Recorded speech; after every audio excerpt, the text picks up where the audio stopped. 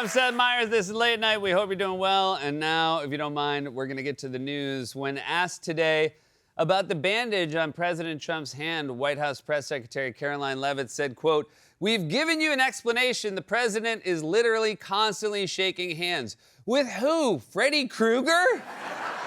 I mean, as much as Trump sleeps, they've definitely met. After the crowd chanted 4 more years during a rally on Tuesday in Pennsylvania, President Trump said, quote, "In Trump time, 3 years and 2 months is called eternity." Oh, I think that's generous. Between ICE raids, Venezuela, and the economy, it feels like we're up to about 3 eternities a week. President Trump yesterday launched his Gold Card program, which offers an expedited immigrant visa process for foreign nationals who pay $1 million to the U.S. government, but it's still not the highest price someone's paid for citizenship.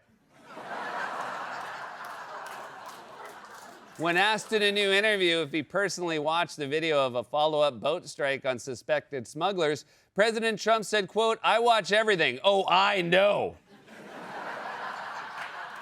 Trump's on the couch right now like another C-plus monologue from Myers. C-plus. I don't think he's ever been as high as C+. C+ again. He's getting better. U.S. Customs and Border Protection announced yesterday that foreign tourists may have to provide 5 years of social media history before entering the country. Wow, I can't believe they did it. They found a way to make that line move slower.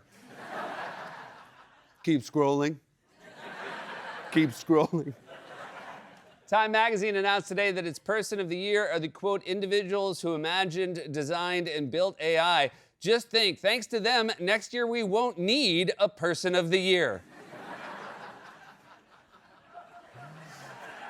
An Oklahoma man was arrested recently after he allegedly tried to rob a liquor store with an antique gun from the mid-1800s. Well, be careful, because I'm pretty sure he always carries 2 of them. A 14-year-old boy in Vermont recently announced that he's running for governor. He made the announcement when his mom asked why he was taking so long in the bathroom. I'm running for governor. I am. I'm gonna fix the roads. A dog in Oklahoma recently set a Guinness World Record with a nearly 8-inch tongue.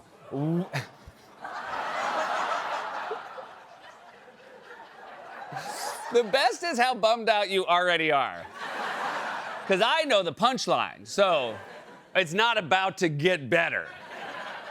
A dog in Oklahoma recently set a Guinness World Record with a nearly 8-inch tongue. Where in Oklahoma yelled this poodle?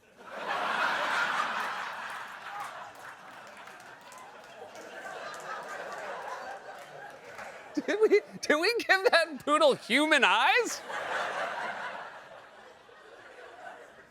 The Baltimore Orioles have reportedly signed former New York Mets star Pete Alonso to a $155 million 5-year deal, which means my crew just signed a 10-year deal with Prozac.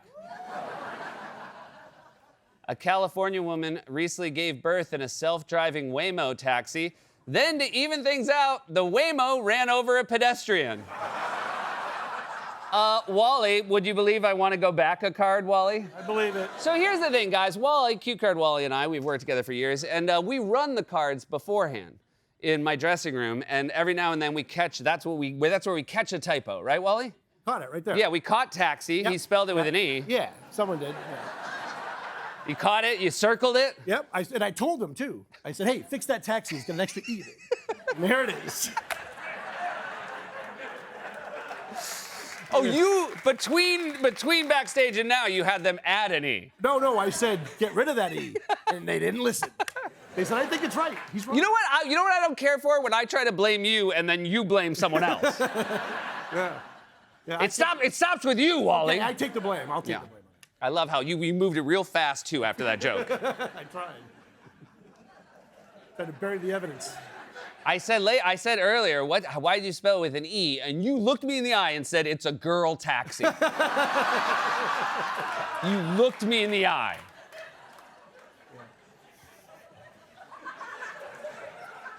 And finally, JetBlue is set next week to open its first ever lounge at JFK Airport, which is inspired by a New York City apartment. So enjoy your free cookies and 14 roommates. And that was a monologue, everybody. I feel like we're just off to a wonderful start here in the holiday season, here in New York City. We got a great show for you tonight. He's a very funny actor and comedian you know from The Studio and The Mindy Project, as well as films such as Blockers and Neighbors. And now he's made it to Broadway, an all-out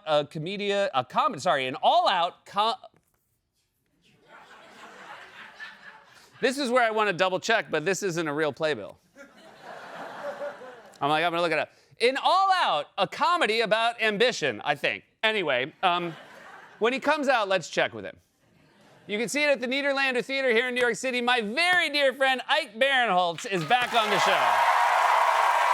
And she is a very funny comedian you can see on Saturday Night Live, which airs this weekend live on NBC and Peacock with host Josh O'Connor and musical guest Lily Allen. Ashley Padilla is joining us. So excited.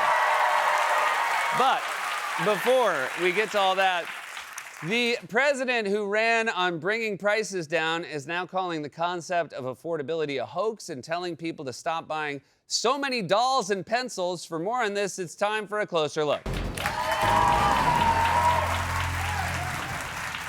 Voters gave Donald Trump a second term because they were mad about the economy and they were hoping he would fix it, despite the fact that last time he was in office, he broke it. It's like going back to a doctor even though on your previous visit they left a sponge in your brain.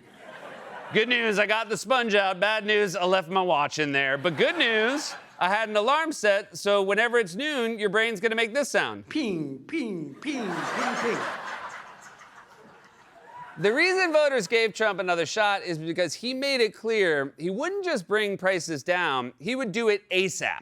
When I win, I will immediately bring prices down starting on day one. Dude, why did you think anything gets done on day one of a job? Forget president. At the end of day one at any job, you're lucky to have a working ID, a general sense of where the bathrooms are, and if your coworkers are nice, a warning not to engage with Patty when she starts talking about her antique spoon collection. Oh, wow, you have another drawer full of them. And I know you thought you were tricking us into thinking you had a grocery plan by stacking up groceries behind you, but we all know that would fall apart if you actually had to start talking about them.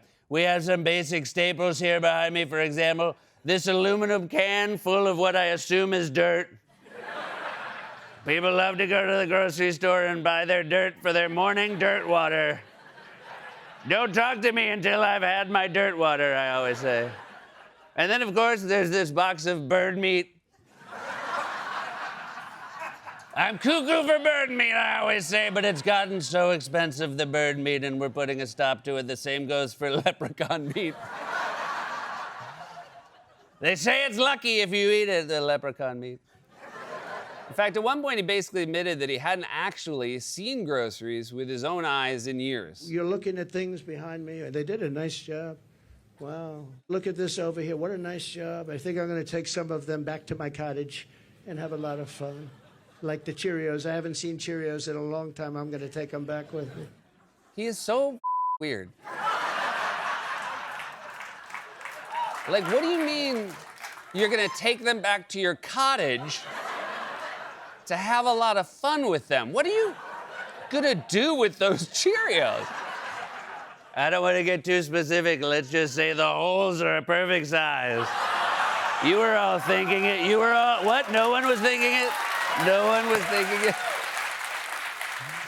So Trump said he'd lower prices on day one, but if you're holding him to that, I'm sorry to tell you, you're being very unfair to Mr. Trump. His approval rating now on the economy, according to, this is Reuters, is 34%. His disapproval is 58%. It has only been 9 months. It's kind of unfair when someone has been there 9 months to put it all on them.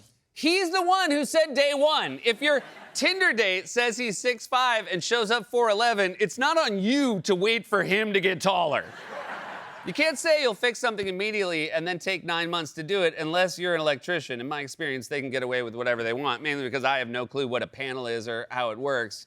You know, I'll say, hey, I thought you said it would only take a day to fix that blown fuse. It's been 9 months. And then they say, yeah, we're still waiting on a new part from China, but don't worry. Got my guy down there right now working on it. Listen. Ping, ping, ping, ping, ping.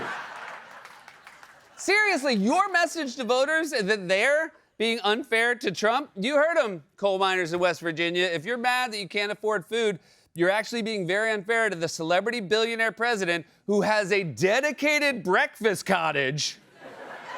Maybe instead of complaining, you should give him a shiny trophy like FIFA did. I love the hand stroking the big ball. I'm gonna take this in my Cheerios and have a lot of fun with it. Do not disturb on the cottage.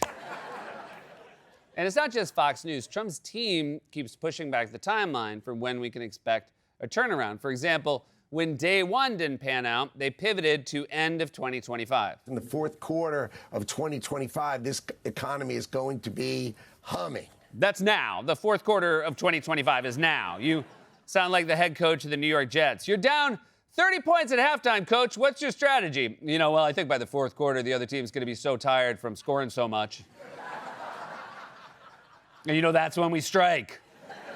So when that didn't work out, they started pushing the timeline back even further. You look at the unemployment rate numbers today, wait till a year from today. Wow, it will be amazing numbers. I would say the first quarter of next year will be the best quarter of construction jobs this country's ever seen. As we go into next year, don't forget that all the people who have no tax on tips, no tax on Social Security, who are going to be able to deduct the interest on their car loan if they buy a car, all those things are kicking in big time. I think 2026 is going to be a great year. I think 2026 is going to be a gangbuster year. I think 2026, 2027 are going to be great years.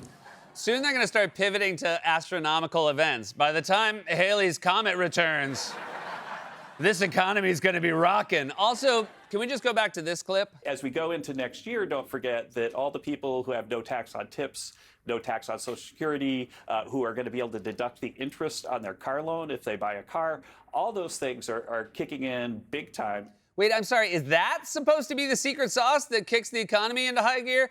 Deducting interest on your car loan? Bad news, it's going to cost twice as much to heat your home this winter. But good news, if you itemize your taxes, you can deduct the interest on the loan you took out to buy that Tesla that caught fire. Or, better yet, just use that flaming Tesla to heat your home.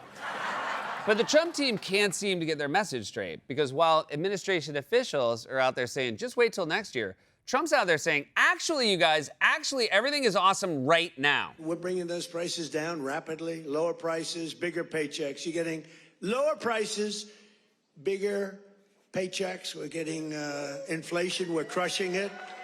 And you're getting much higher wages. But they have a new word. You know, they always have a hoax. The new word is affordability. So they look at the camera and they say, this election is all about affordability. I love his impression of a normal person. They say, hello, Mr. Trump, how do you do? It's a pleasure to meet you. And then I say, I'm gonna take these Cheerios back to my cottage and have a lot of fun with them. And then they say, when are prices going to go down? And then I say, excuse me, I need a minute. It's almost noon. Ping, ping, ping, ping, ping. Also, can we go back to this part? Lower prices, bigger paychecks. You're getting lower prices, bigger paychecks. That's Trump's whole strategy right there. He thinks if he just keeps saying it, it'll magically become true. He's like a degenerate gambler at a craps table. Lower prices, bigger paychecks. Lower prices, bigger paychecks. Snake eyes. Snake eyes. No, I didn't know Stephen Miller was here.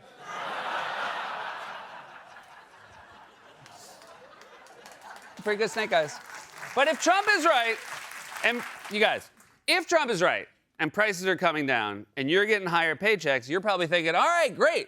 I can buy my kids all the pencils they want this Christmas. Well, think again, ass. You know, you can give up certain products. You can give up pencils. Because under the China policy, you know, every child can get 37 pencils. They only need one or two, you know. They don't need that many. But you always need steel. You don't need $37 for your daughter.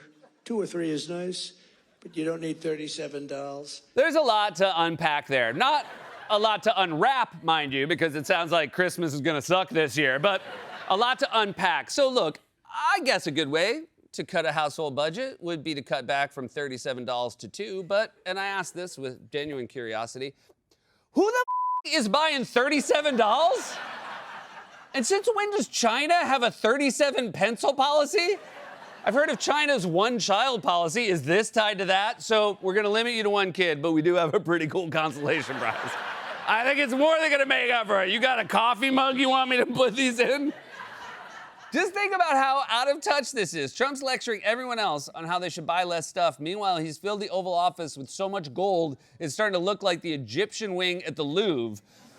So why is Trump calling the central issue of American political life, the thing that got him elected and the number one thing voters say they care about, a hoax? Well, according to his team, he's very frustrated that the media keeps saying things that are happening. When he says that affordability is a con job by Democrats, that seems to just not be resonating with consumers that have been polled by CBS. His approval rating on the economy is now down to 36% in our latest poll. On inflation, approval is even lower, at 32%. Don't you need to show that you feel the pain? Well, Margaret, I think the president's frustrated by the media coverage of what's going on. This is the polling of average Americans. Yeah, but I think the average Americans are hearing a lot of it from media coverage. I mean, it's amazing. For 4 years, Democrats complained about media coverage of the economy, and now Republicans are doing the exact same thing. Somewhere Joe Biden is relaxing on a beach, sipping a virgin daiquiri, saying, "Not so fun now, is it, pal? Hey, how much is this daiquiri anyway? 14 bucks? Ah, take that back. Give me some of that dirt water." Voters gave Trump a second term because they believed him when he said he'd bring down prices, and now every poll suggests they regret it. You can't lie to people about the price of housing, healthcare, electricity, or food. People see it for themselves every time they go to the grocery store and the cashier scans their items and the scanner goes... Ping, ping, ping, ping, ping. This has been a Closer Look.